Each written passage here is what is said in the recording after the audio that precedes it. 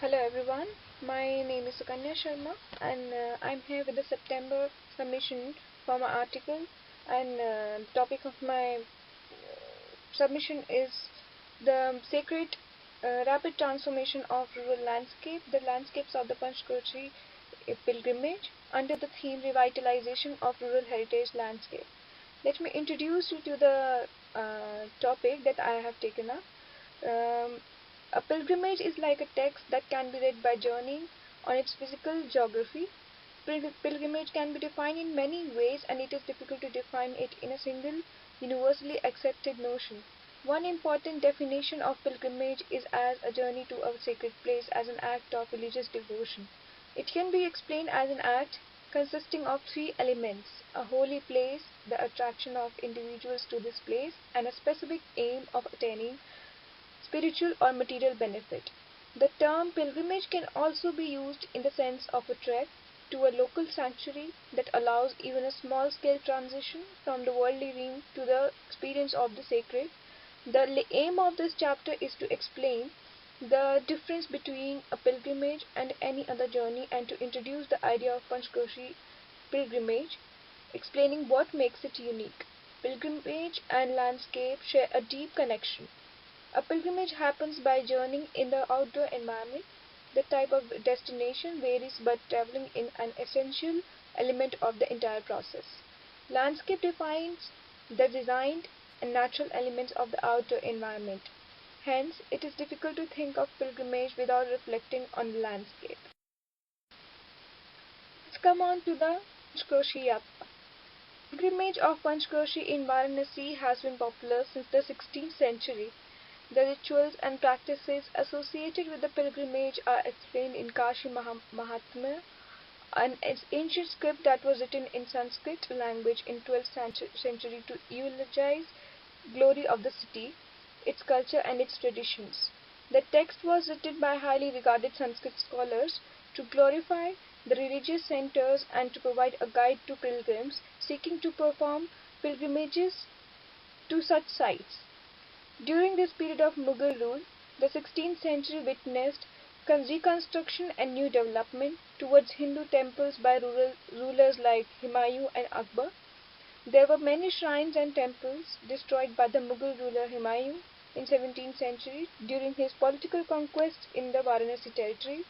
His intolerance towards Hindu religion further contributed to the act of temple demolition and however, the 18th century was a strong Hindu revival period when many shrines were recovered and replicas were created of the ones that were destroyed. In that period, the current route was accepted as the outer limit of Varanasi's sacred zone.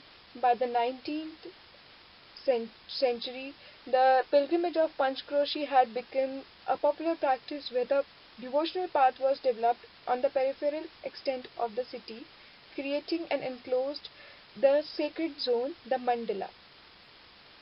This zone was protected by the pilgrim path and pilgrim practices that addressed 108 shrines of Hindu gods and goddesses along this path. The total diametrical distance of the mandala refers to the name Kroshi from Panch, which means 5, and Krosh, which is ancient Hindu unit of measurement approaching approximately equal to 11 miles.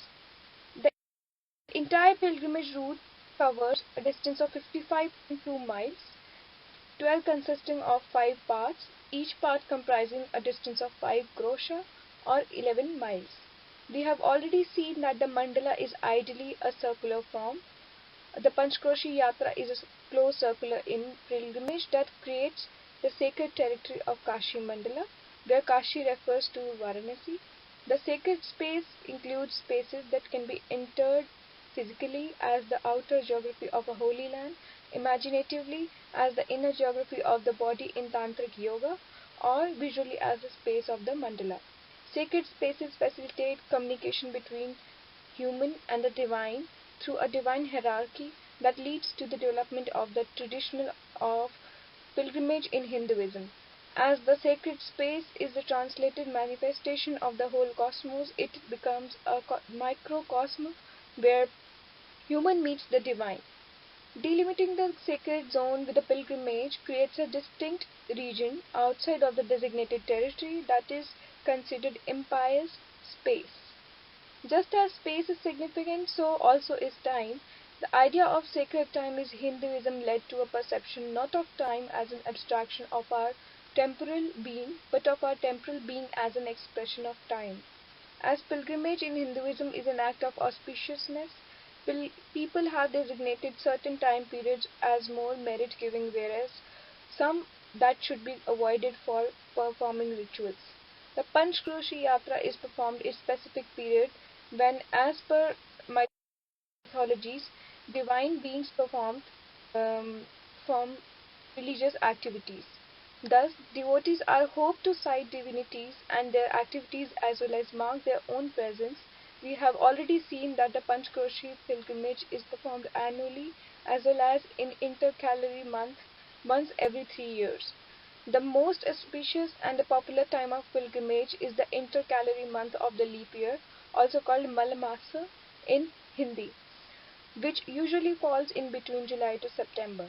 The season usually is the transition of summer to monsoons in India, when the solar and lunar calendar coincide, and at the end of each year there is a difference in the number of days between them, and that adds up to a duration of a month after every 3 years.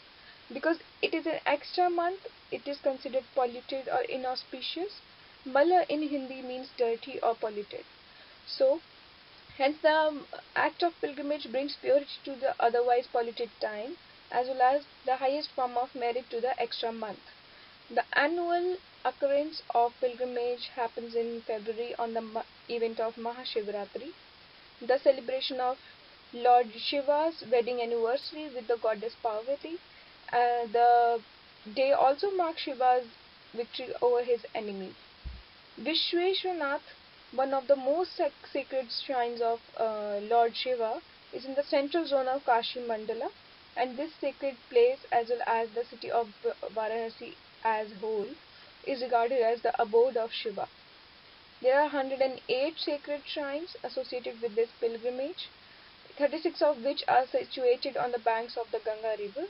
The Ganga River has a significant role in pilgrimage practice as well as the sacred landscape of the holy city, because the Ganga River is worshipped as river goddess, and the pilgrimage begins by pilgrim taking a bath in the holy water. The pilgrim then performs rituals in the riverbank temples of Dhundiraja, Dandapani, Kala Bhairava, Annapurna, and Vishweshwanath, deities of the Hindu religion, followed by an oath-taking ceremony to complete the journey. There are 5 major temple destination sites where pilgrims halt for the night during their long walk.